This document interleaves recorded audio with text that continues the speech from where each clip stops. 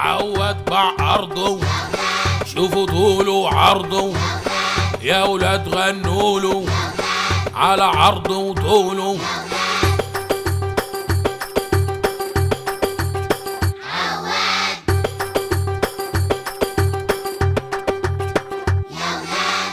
احنا العربان ملناش عنوان، أراضينا الهينة محتاجة معاينة، بلجان وكماين هتلاقي صهاينة. هي بتاعت امك عشان تبيعها.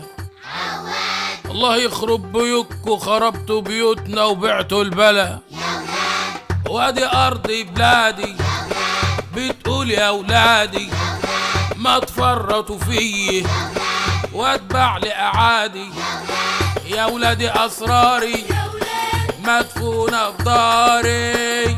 يعني الغاز اتباع ومية النيل اتباعت ومنجم السكري بيتباع، فاضل ايه تاني يا بلد؟ والعسكر خانه غير عناوينه، النيل متباع والغاز متباع ودهبنا بيطلع برا ولا بيرجع. وأن أرعى مصالح الشعب رعاية كاملة، وأن أحافظ على استقلال الوطن ووحدة وسلامة أراضي.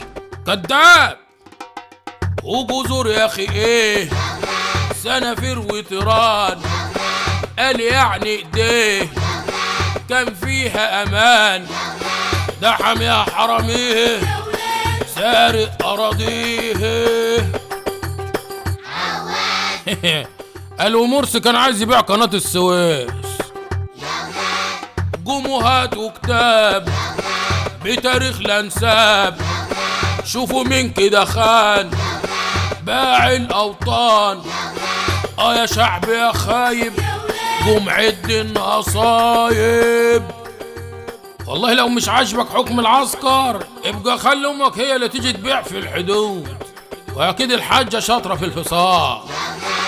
هتلاقي صهاينة داخلين اراضينا وتلاقي علمهم بيرفرف فينا.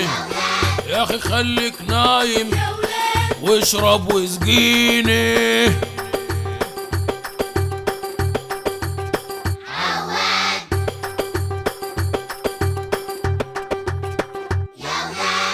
اهو بكره بتاع الامارات جاي، ابقى تنزلوا له عن عيب بالمنوفيه بقى.